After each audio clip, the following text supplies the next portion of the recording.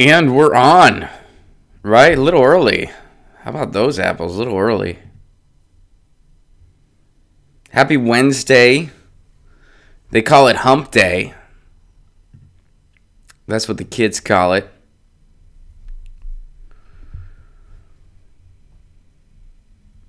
I hope everyone is doing well. I have a headache. I've had a headache the past 2 days. I think I might have pinched something at the gym, maybe. No notification today, says Joseph. Great. What's up, JC? How are you? Good to see you. Happy Wednesday. It tells me there are 0 people watching, but I know that can't be true. I hope you guys are doing well and you're having a good morning or afternoon or evening, wherever it is that you are. Wherever you are in the world, I hope it's going good. I'm feeling good. You have a headache too? Man, I wonder if it's the weather. It went from here in Southern California, and I know that, Joe, you're also in Southern California. Here in Southern California, we went from being a little wet to being really dry again quickly. So I think that can cause headaches. So I think that's what we're dealing with. And I know some of you watching are like, he's complaining about the weather in Southern California. Again, he's complaining about, it's really tough, Ron, the fucking over 300 days of sunlight you get. Really hard on you. I'm just saying, though, headaches. What's up, Joe? What's up, Citrus? Hey, citrus and liquor, I love it when we come together. Citrus, I don't know if you know that song, but it's a song called Citrus by a band called The Whole Steady. What's up, Ahmed? What's up, JC? Shout out back from the Bay Area. I can't wait to see you guys again. Balthazar says Streamlabs alleviates headaches.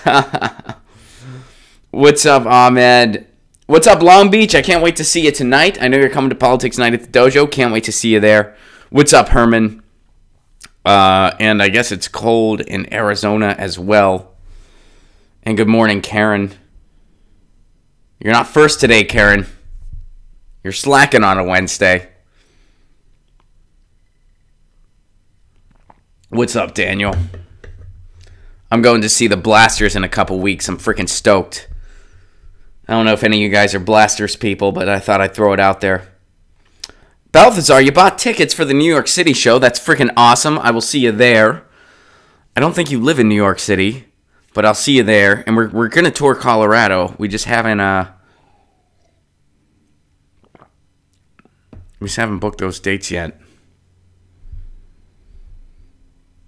The Blasters are kind of punk Billy, Daniel. Like, they're kind of like I don't know, it's tough to describe. They're kind of like a punk Billy type band, like kind of a rockabilly type thing going on. Really good stuff.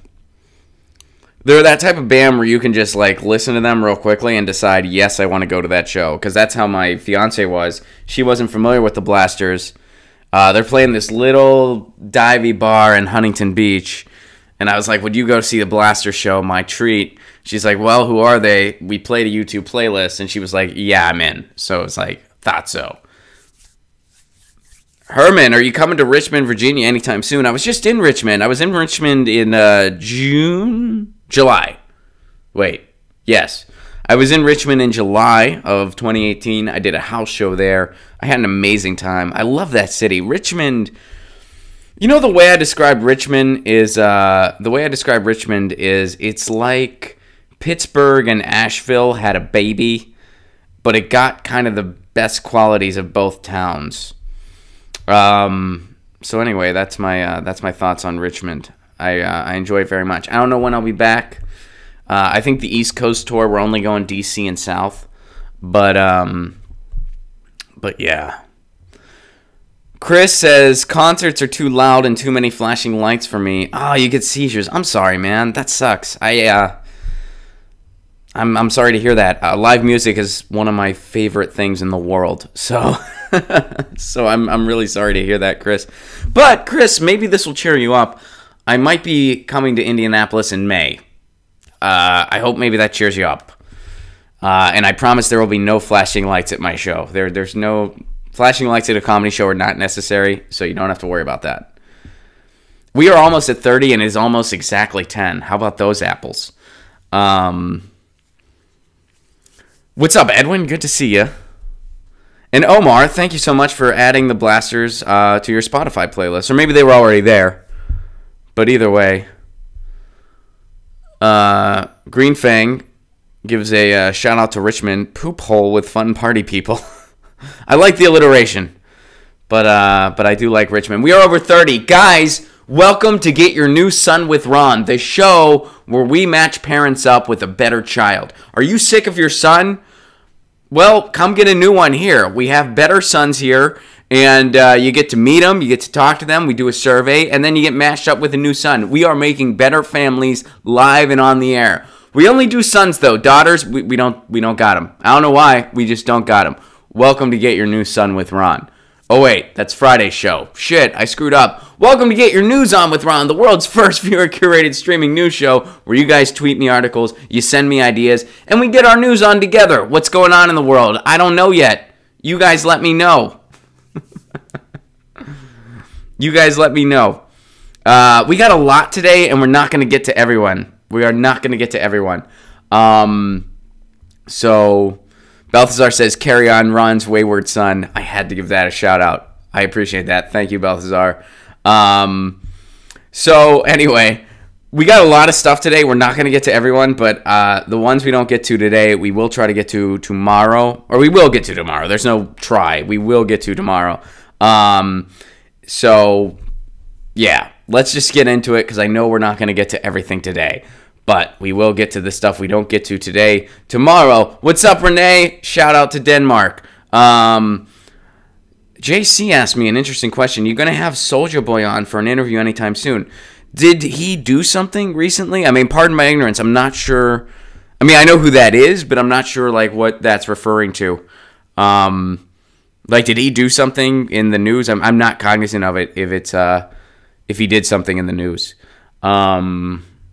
So, but anyway, I mean, I guess the short answer to that is I don't know. He's a very big public figure. I don't know if I'd be able to get somebody like him anytime soon. But Pasta is my guy. Pasta books the guests here, and there's this local congressman we're really trying to get that for some reason isn't showing us a lot of love. I wanted to talk about the bill that they wrote for municipal broadband. So anyway, we're working on stuff.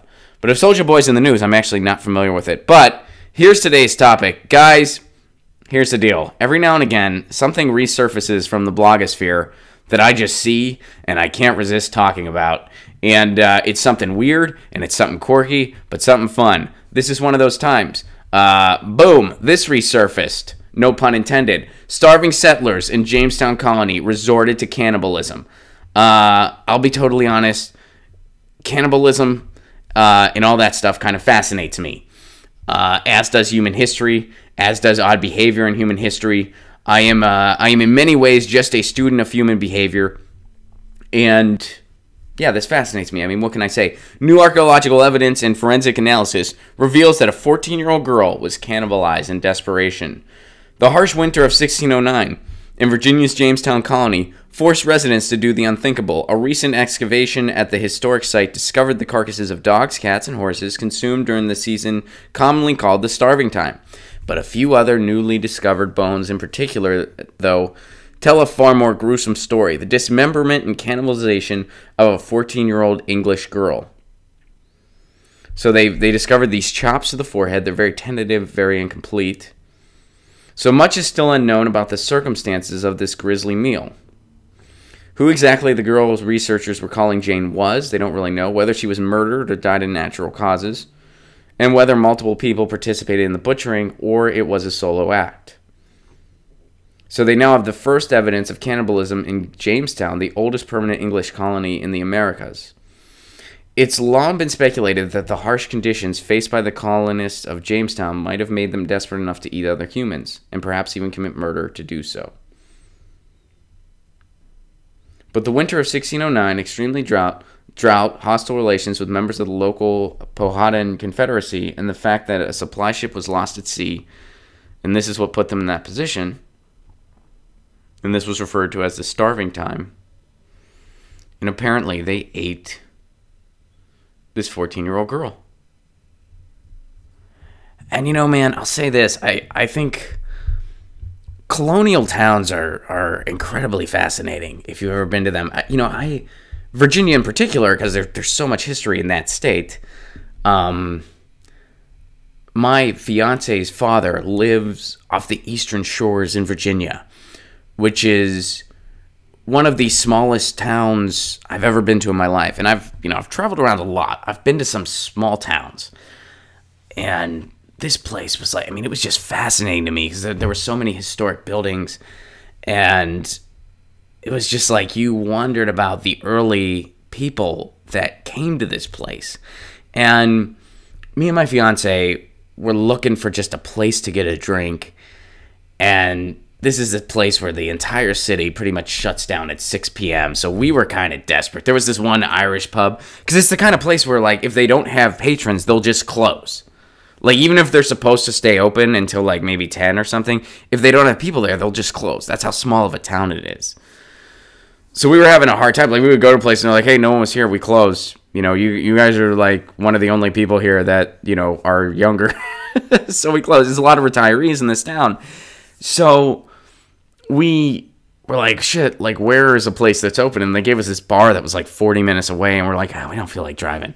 So we found this art gallery of all places.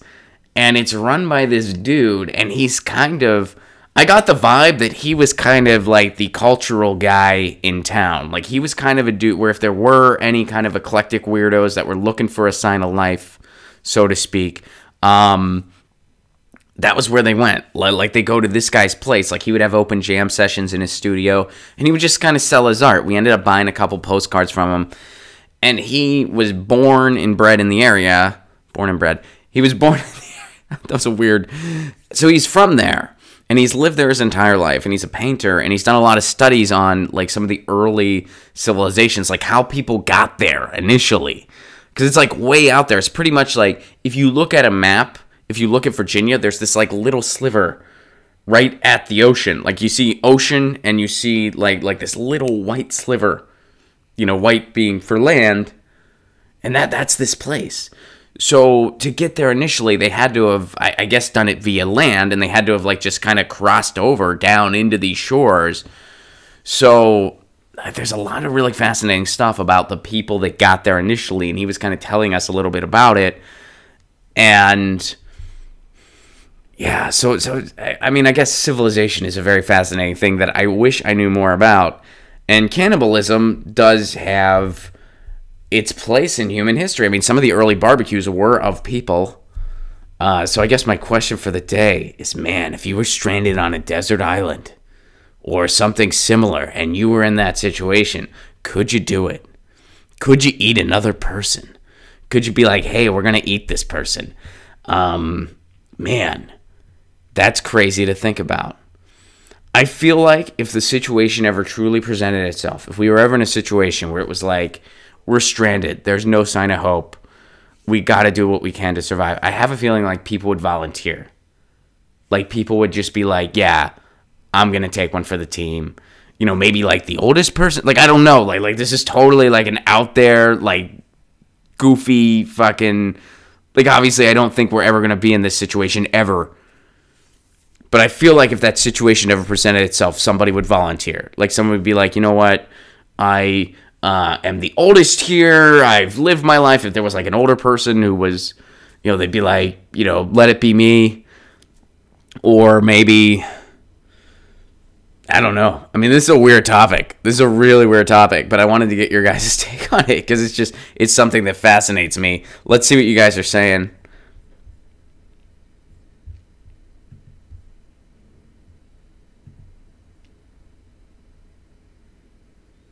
If they were dead, I would probably eat them, some people are saying. Storm Piercer, I don't know what that is.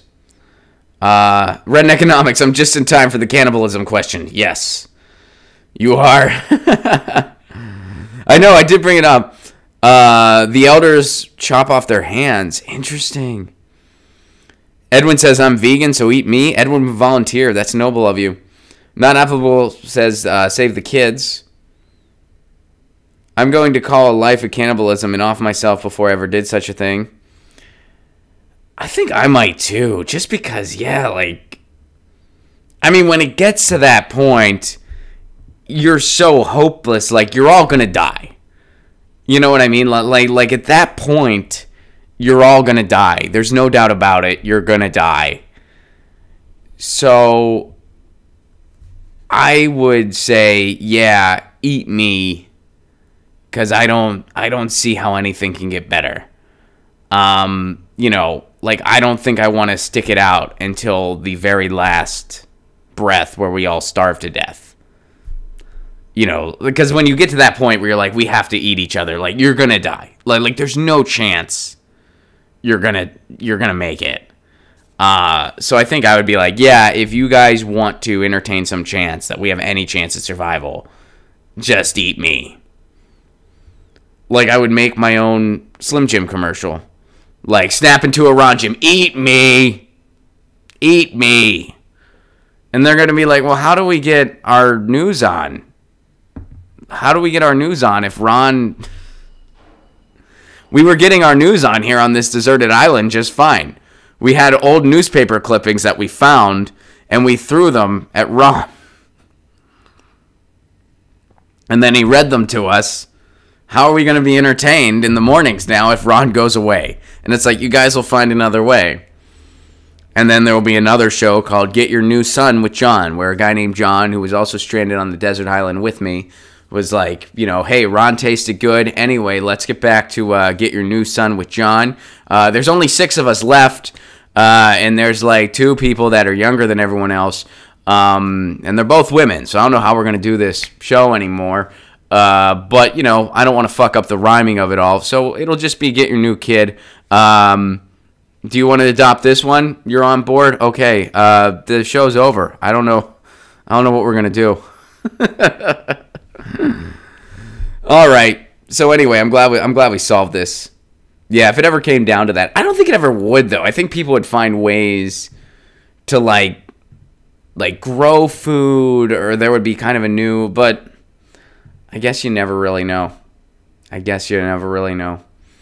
All right. Let's go to something else. There's a lot of news going on in the teacher strike world, and some of you guys sent it to me at the end of the day yesterday. I promised we'd get to it today, so here we go. Where will the money come from? Rich people. Chicago's teachers union says it is as it seeks increased pay, staffing, and contract. This isn't the first time there were strikes in Chicago. I said it plurally. Chicago's. It would be cool if there was more than one of them, because I love Chicago. I like a lot of other cities in that region, too. I like Minneapolis. I'd be bummed out if instead of Chicago and Minneapolis, there was just 2 Chicagos. As much as I love Chicago, I love Minneapolis, too. And I want to have them both. So anyway, Chicago Teachers Union, they were having all those employee strikes earlier, I believe in the summer. So Chicago Teachers Union members lodged their first demands for a new contract on Tuesday, including pay hikes and a host of topics state law bars the labor group from striking over months before negotiation will likely accelerate with a new administration. The CTU's contract expires on June 30th.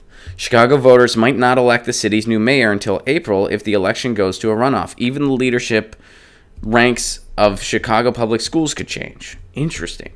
So while the Los Angeles teachers stage a massive strike and controversy envelopes the CTU's chosen candidate for mayor, Union President Jesse Sharkey and top deputies delivered a sheaf of written demands to lame duck Mayor Rahm Emanuel's office at City Hall.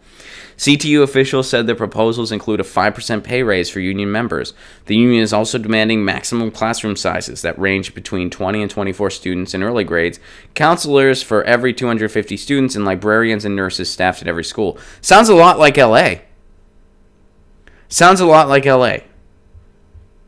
So this is another, for instance, where are these resources going? Chicago is the 3rd largest city in the country, and we don't have these resources already for kids that go to school there. What's going on? You know, and I know it's like regular folks that aren't in the education field aren't, they don't have, I mean, if I was part of the teachers union, I think one of the things I would ask for is just way more transparency about what's going on, because obviously something under the hood is soured. And I don't think the full transparency of where the budget is going is being shown. I think there's some stuff going under the radar, and I would ask for a very heavy combing through of what's going on. You find out about scandals all the time. I mean, on a micro, macro level. I mean, we find out in my high school, for instance, just as a small for instance, there was this guy. He was an English teacher, and he ran the student council. That was like his gig. He was embezzling money for years from the school. And the way he was doing it is he would make these fake expense reports, and the money was going into his pocket. Like he was saying, I bought, he's in charge of student council, so he did a lot for the prom. He would say, I bought these party favors for the prom. There were no party favors at the prom. He pocketed that money. There were no party favors, or whatever it was. So that was how he did it. The idea that something like that could go on a much grander scale is very not only realistic, but probably for sure happening. I don't mean specifically prom favors. I mean there's unaccounted stuff in the budget, and the books are being cooked, so to speak. I mean, when you look at what's happening in LA school district, the 5th largest economy in the world, and this is what's going on in our schools, yeah, something's not working right. Like something's being misappropriated. There's some corruption, and it's got to be thicker than what we know on the surface. Like it's just gotta be. You know what I mean? So anyway, and it's going on in Chicago too. All right, so let's see what they're up against, what they're going to be doing. We intend to bargain hard, Sharkey said. That's the teachers union president. Or is that the official title? Yeah, okay, union president. All right. We intend to bring both our allies and our members into a fight for the schools that our students deserve. We're going to support a new mayor to the extent that they do the right thing by our schools, and we're going to act independently of them and fight them to the extent that they don't. The union also wants the district to hire more teaching assistants for some early grade classrooms, plus secure additional pay raises for the category of employees that includes those aides and school clerks. The CTU is also calling on CPS to boost the district's ranks of African American and Latino job applicants and halt its outsourcing of school custodians from private contractors. A union spokeswoman said the CTU had not fully tabulated the cost of its demands, but a labor group leaders acknowledged its proposals would require a significant amount of additional spending. And where will that money come from? Rich people. Cool by me, CTU Vice President Stacey Davis Gates said Tuesday. We have a governor who committed to legalizing recreational marijuana and putting a tax on it. We can take that as well. All right. So let me see if there's a kind of date on when this... So I don't know if there's... Did they say when the...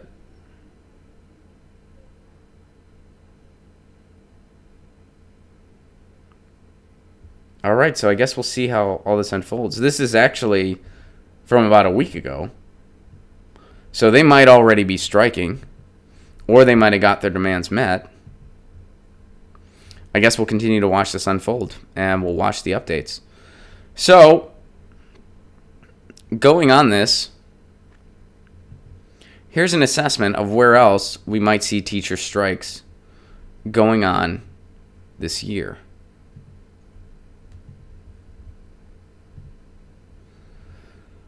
Where teachers might strike in 2019. Unrest over education funding and policy is brewing in several cities and states across the country. Teachers in Oakland, California are preparing... Here, let me see the date on this. Okay. They're preparing for a walkout on Friday. A potential strike vote is scheduled for teachers in Denver on Saturday. Teachers in Virginia will rally at the state capitol for more funding. In Indiana, teachers are lobbying the legislator for more money and may take action if they don't get it. Some Chicago charter school teachers will strike on February 5th if contract negotiations aren't resolved by then. The ongoing teacher strike in Los Angeles won't be this year's only uprising of educators pushing for higher pay, better working conditions, and changing to education policy. With more than 30,000 members of the United Teachers Los Angeles Union off the job since their strike began Monday, teachers from half a dozen public schools in Oakland, California are preparing for their own walkout. Meanwhile, teachers in Chicago, Indiana, and Virginia are all weighing various actions: formal strikes, walkouts, or other demonstrations. What we've seen across the country is teachers sick and tired of being sick and tired. That's a cool quote. Here's the problem, though. If you're a teacher, you're never not going to be sick. I mean that in a jokey way. Because you go into a germ vacuum every day. Every day you enter a germ vacuum. It's students and their children, and they're susceptible. So it's just walking germs every day. One student gets the sniffles, you're getting it, and so is everyone else. No amount of hand sanitizer is going to do anything about it. Can't do anything about that sick part. It's inevitable. You can reduce class sizes. It's still going to friggin' happen. That's like the ultimate germ vacuum, the classroom. It's just the reality. That, actually, you know what's worse? Airplanes. Airplanes are worse. Because then you're in a condensed germ vacuum. Just a tube of germs just going, ah. I had to go on an international flight with a dude who refused to cover his mouth. He was coughing and sneezing the entire flight, and he refused to cover his mouth. And it was disgusting. It was absolutely disgusting. He was just coughing, sneezing, and he was a grown-up. It's not like this was a child. He was a grown-up. And, you know, I was like, please cover your mouth. Please cover your mouth. Please cover your mouth. Please cover your mouth. And then eventually it was, cover your fucking mouth. And then he started doing it. Then he started doing it. And he really wanted a Diet Coke. That was the other thing, that this guy, he wouldn't get anything to drink unless it was a Diet Coke. And they didn't have Diet Coke. They had juice, tea, coffee, and water, which is fine. I got water. I didn't want coffee because I had no reason to be awake until we landed. But this dude, every time, was like, Diet Coke? Diet Coke? Like, no, we don't have a Diet Coke. We just told you what we have. And I was like, hey, he's annoying me too. He's coughing and sneezing and not covering his mouth. He was at the end of the row. My fiance was at the end. I was in the middle. Lucky me. He was at the end. And then another row was the person he was with. I don't know if it was his wife, girlfriend, sister. I don't know. He was with some woman. I think they were, at one point they were being kind of like affectionate. So I think they were together.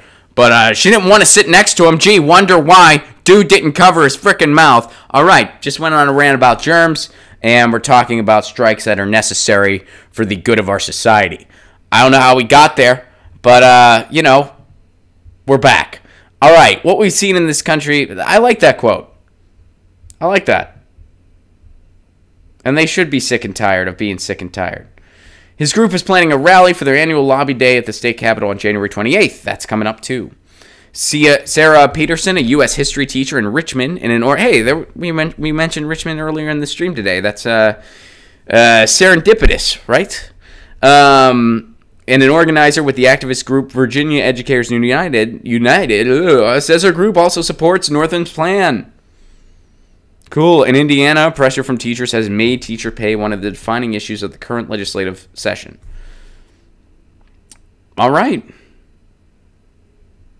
So we'll continue monitoring all of these the best we can. Looking at it bigger picture, though, and just kind of like summarizing with the theme, strikes are contagious. You know how we're talking about germ vacuums in classrooms and germ vacuums in airplanes? You know what's even just as contagious as those germs? Standing up for rights. Standing up for yourself. Strikes are contagious, and that's one thing that I think should give everybody hope. When you see a strike in one state, it doesn't stay there. It spreads, especially when the strike works. And that's why I'm really trying to take a more communal direct action direction. That wasn't an awkward phrasing at all. That was the worst phrasing I could have possibly said. A direct action, direction, actioning. I'm actioning more with the show. 5 people got new sons in the past hour, thanks to me. Did you know that? Fact. You guys don't even know. I was reading an article to you while I was simultaneously with my eyes. I was like, you, take this one. You, that other one. And everyone, like 5 people, they were like, thanks for the new son, Ron. And I was like, well, this is Get Your New Son with Ron. See you later. So anyway, I'm doing what I can. But no, that's why I want to take a more direct action. I should just stop. You guys know what I'm trying to say.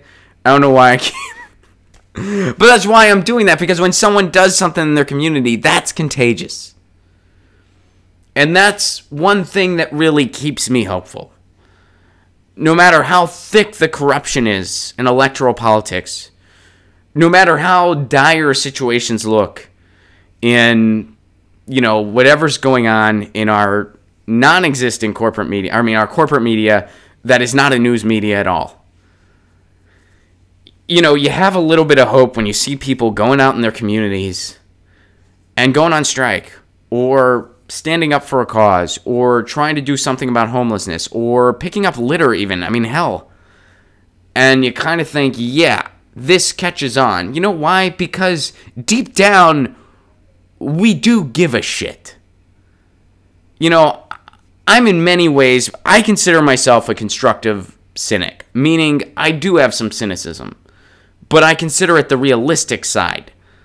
Like, I'll call out corruption where I see it, not because I'm cynical, but because, I do realize that corruption's a thing. Because we've all seen it in our life. If you see it in your life on a small scale, it goes on a big scale. That's just human nature. We're flawed creatures. But we're also capable of love. And we also decided a long time ago that if we kind of participated with each other, we'd be better off. We decided that years ago. Years and years and years ago. If we didn't decide that, we'd still all be in trees somewhere. Which might be kind of interesting if we were all just kind of like naked in trees yelling. I'd get bored.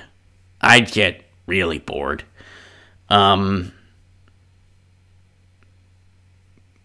So anyway, now I'm thinking about a life naked in the trees. I'd get more headaches. Look at me. I'm not meant for the sun. I guess I never would have happened. Like, people like me wouldn't have, like we're too pale. Like, we would have. So anyway, we decided to participate with each other. And that's what gives me a little bit of hope. And that's something to remember about these things. Strikes are contagious. Action is contagious. Causes are contagious. And I'm into municipal broadband. Why? Because I know if I can get it in my community, it's going to spread across Southern California. And if it spreads across Southern California, the rest of the country is going to take note. And we do have an update on that. And we'll go there next, since I kind of transitioned into it.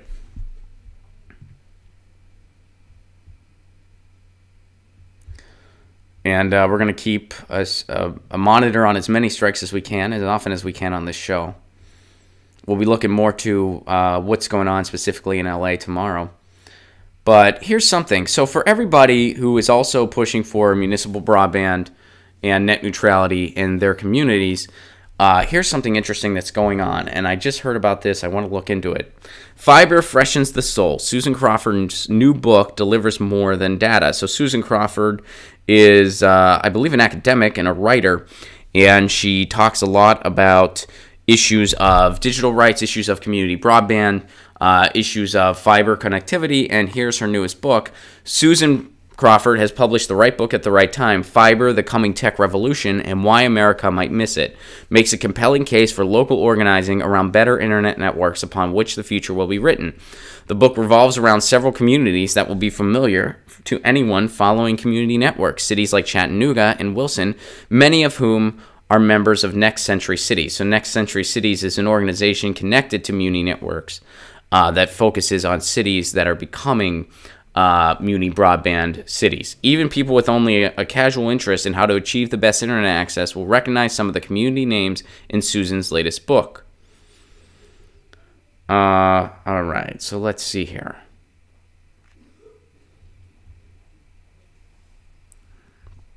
So she highlights places that have got it right and got it wrong. And the places that have got it wrong, she explains why they got it wrong.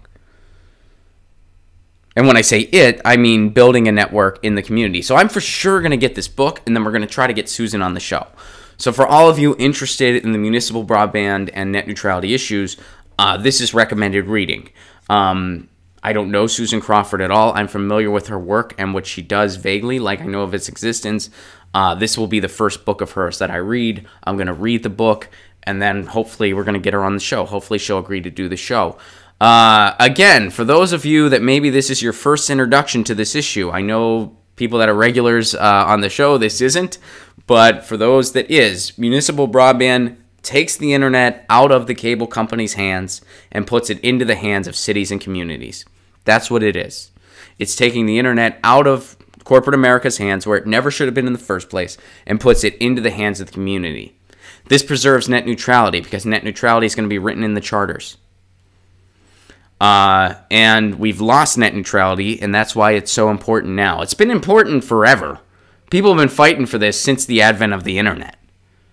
But now more than ever, it's important because we've lost net neutrality, which means ISPs, internet service providers like Comcast, AT&T, Verizon, they can dictate what you can and can't see. They can accept money from content creators, and those that can afford to pay get their videos loaded faster. Those that can't won't.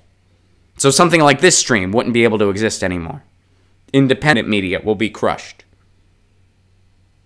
It'll basically make the internet into cable television. That's what it has the potential to do. We haven't seen the effects of it yet. Why? Because they're fighting it in court. They're fighting net neutrality in court. But we can't just hope that policy always falls on our side. We can't just hope that we're going to be able to hold the front lines on net neutrality forever, because we're not going to be. And once you lose a medium, it's gone. Ask people that worked in radio prior to 1996. Ask them how that works. Once you lose a medium, it's gone. So we lose the internet, we ain't getting it back. That's just how it works. So municipal broadband is a permanent fix for that, because it puts the internet in the city's hands and in communities' hands, and in some cases, independently run co-ops' hands. There are internet co-ops in the country. There's one in Ohio. That's another entity we got to get on the show. So for those of you that are fighting this fight, and I know some of you use the playlist. Some of you have gone to city halls in your communities. I've met some of you on tour that have told me you've gone to city halls, made the case for muni broadband. Some of you have turned mayors onto it, and they're on your side. You've had better luck than me. My community has not been very receptive to it. And I'm still kind of fighting. I'm going to show up to another city hall. I'm going to look into forming a co-op. I'm talking with some larger organizers in the country. Christopher Mitchell, who's been on this show, him and I are having some conversations on how I can be more involved. So things are happening, and I'm doing what I can. Change has been slow, but that's usually how it works with these things. So I hope I have a similar... I hope I start to move a little faster the way the public banking movement did, and I'm doing my best. So there's an update there. And I recommend checking out that book. Again, it is called Fiber, The Coming Tech Revolution, and the author is Susan Crawford.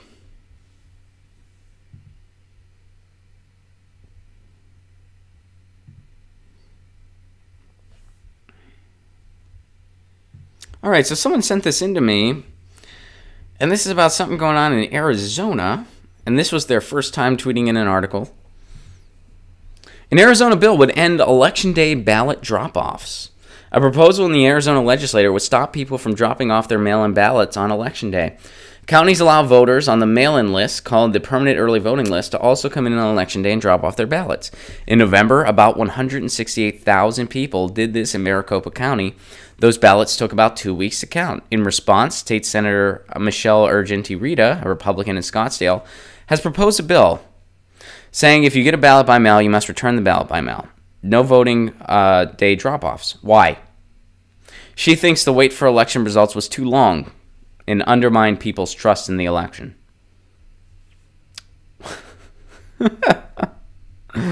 Wow, okay. That's good. That's why people don't have a trust in our election system. It's not because ballots get illegally destroyed. It's not because we don't have a paper trail in a lot of cases. It's not because machines can be easily manipulated. It's not because corruption happens constantly nationwide and people get purged from the polls. People get these provisional ballots that probably aren't going to be counted. It's not because of all that. It's because it takes a long time to count when these mail-in people drop their ballots off in real time. How does that even make sense? How does that argument she's putting forth here even... It doesn't. This is just voter suppression.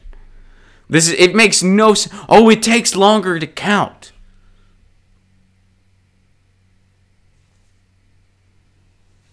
That makes zero sense. I mean, the mail-in ballots are going to be there one way or another. So it's going to be there one way or another. Why? It should make little to no difference if you drop it off on election day versus just mailing it. And, you know, I'm not familiar with the exact law in Arizona. Maybe it tells us. But in California, the way mail-ins work, and I think this is pretty much unanimous nationwide, this has been the case in every state I lived in, if you do a mail-in ballot, it just has to be postmarked by the deadline. So if election day is November 6th, your ballot has to be postmarked on November 6th, for example, which means they don't get it till later anyway. So if you drop it off the same place where people are voting in real time, wouldn't that mean it actually gets there sooner? I mean, unless Arizona has different policy, which I'm curious if the article tells us. Because if Arizona's like California, what she's saying makes no sense whatsoever. And this is just a lie, and this is just voter suppression, which is what it is anyway.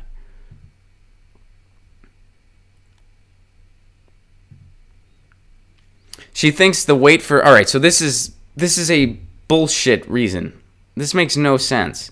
There's an expectation that there's going to be a timely response. This doesn't dictate a time period, but it will go a long way to make sure there's a timely result.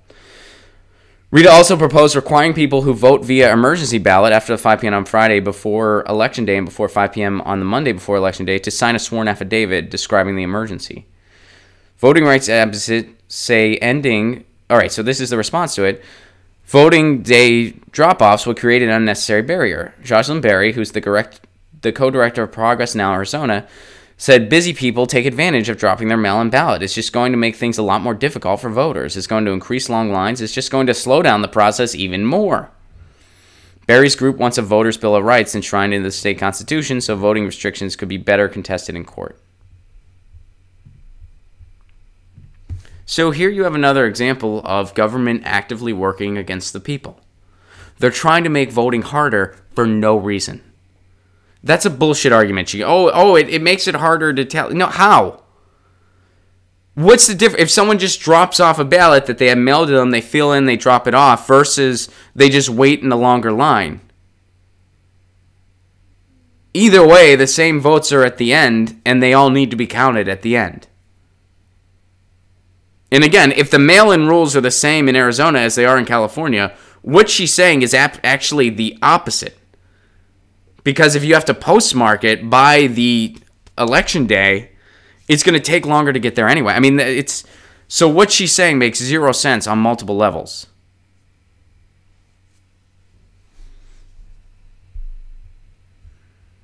I mean, I've never done mail-in, but I know at least at one point that was the case. So unless that's changed, there are many reasons why her argument makes zero sense and why this is nothing more than voter suppression.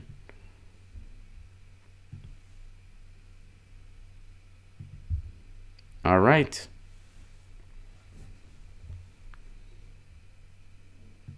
So we're going to do an update on the shutdown as of the recording of this. And then I'm going to go to the chat. We're going to chat it up, and that's going to be the show today. But first, boom, government shutdown day 33. Shutdown votes set up political test for Senate. Senate leaders agreed to hold votes this week on dueling proposals to reopen shuttered federal agencies, forcing a political reckoning for senators grappling with the longest shutdown in U.S. history. Well, at least Trump's going to be number one in something, right? Side with President Trump or vote to temporarily end the shutdown and keep negotiating. Senate Majority Leader Mitch McConnell set up the 2 showdown votes for Thursday. All right, and this is a day before some 800,000 federal workers are due to miss a second paycheck. One vote will be his own measure, which reflects Trump's offer to trade border wall funding for temporary protections for some immigrants. This was rejected by Democrats. Second vote is set for a bill approved by the Democratic-controlled House, reopening the government through February 8th with no wall money to give bargainers time to talk. So, I mean, this seems like at best just a small Band-Aid. I mean, February 8th, that's coming up soon. They're voting on this tomorrow. As of the recording of this, tomorrow.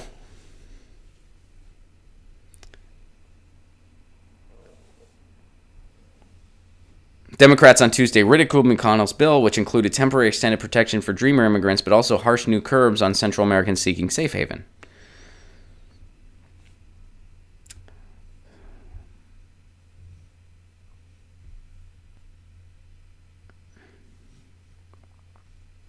McConnell's bill largely reflects the proposal Trump described to the nation in a brief address on Saturday. And I still say they let him do the State of the Union at the end of the month. I still say that's the better way to do it, because now, I saw some polls earlier this morning. Trump's approval ratings are at like an all-time low right now. He's not doing great. A lot of people are blaming him for this, and people are feeling the effects. So, I don't know. I have a feeling they're going to do the temporary reopen. I have a feeling that's going to, because the Democrats are going to approve it in the House, and I have a feeling Trump is going to just want to get the monkey off his back, so to speak, of having this shutdown. I do think that's going to happen. So, my concern is that between now and February 8th, once the temporary reopen happens, he'll get the wall funding he's looking for. That's my concern. I hope that's wrong, but that is my concern, because I think that the wall is a horrible, horrible idea for every reason, for economic reasons, for moral reasons, and all the above. And it does not have public opinion on its side. I mean, now, I think I saw something earlier today that only 7% of people think that the government shutdown is worth the wall. Only 7% of people. Everyone else is like, it's not worth it. Let's just nix the wall for now and move on. People don't want it. Government's conflicted on it. Let's just move on without it, and we can think about it later. But I don't know. I have a feeling that they're going to do the short-term fix just to have the government reopen, because it's not looking good for anyone. It's looking bad for Trump, but it's not looking good for anyone. So I have a feeling that's what they're going to do. They're going to get that second bill that Democrats are okay with, that temporary reopens to February 8th. This is, I mean, saying that's a Band-Aid is almost too generous. I mean, it's going to be voted on January 24th, and then February 8th, that's like... But they do temporary stuff like that all the time. What's really going to be interesting is what happens between now and then. So let me see what you guys think. Does anyone think that maybe Dems will cave on the first proposal? What do you guys think? What's your guys' opinion?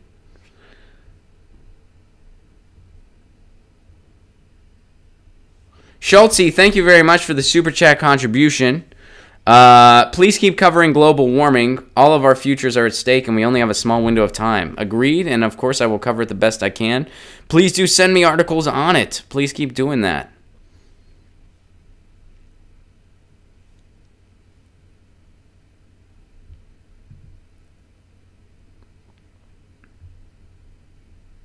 So let me see what you guys are saying.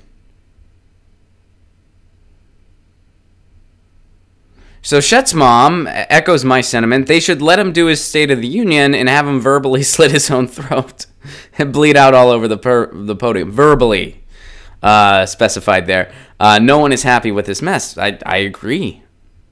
when Nancy Pelosi wanted to postpone it, I thought that was very bad politics, and it's because they're scared of him. Verbally, they're scared of him. Because even people that agree with Nancy Pelosi and Chuck Schumer realize that they're not an actual resistance, and realize that they're not the opposition we need. Let's see. Amos, the Democrats, TM, that's for the trademark, are weak. I know. Absolutely. Eric is saying at least 2 more weeks of standoff, so you don't think you think Trump will veto? You might be right. I think he's going to want to end it.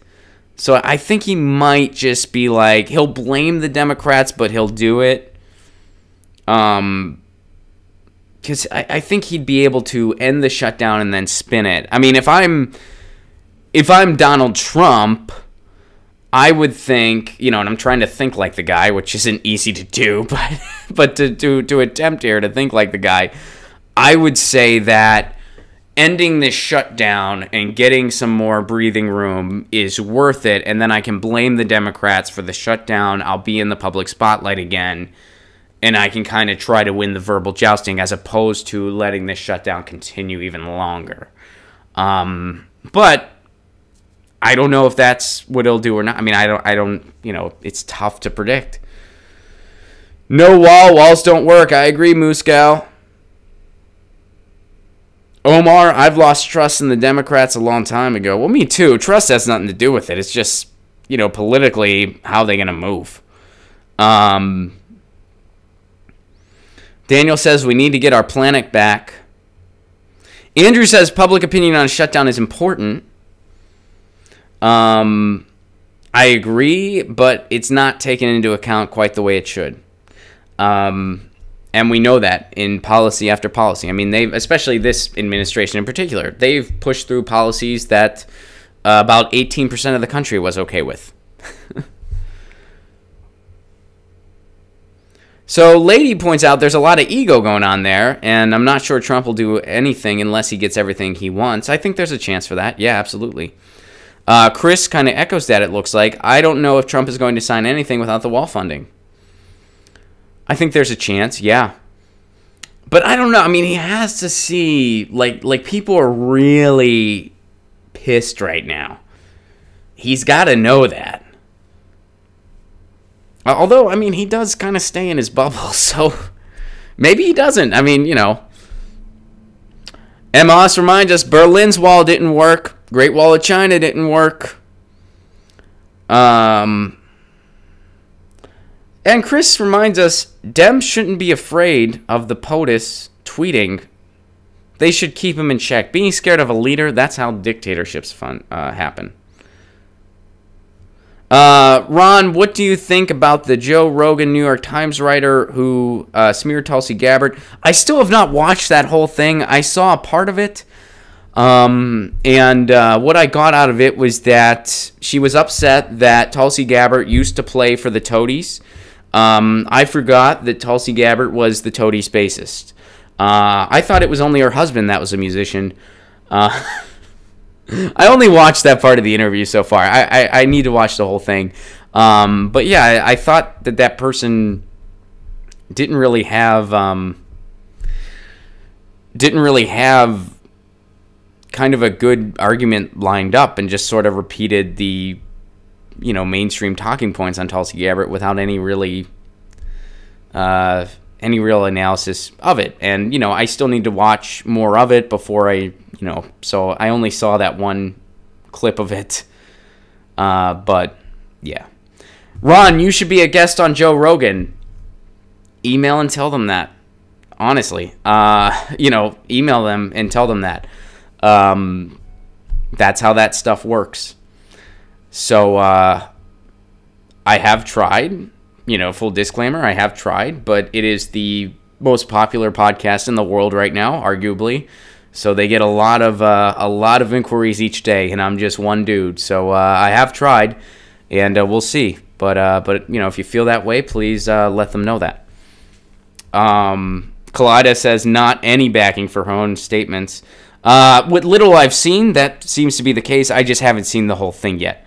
Didn't have much knowledge on Gabbard. Yeah, she called her an Assad puppet, although Pelosi has also met with Assad.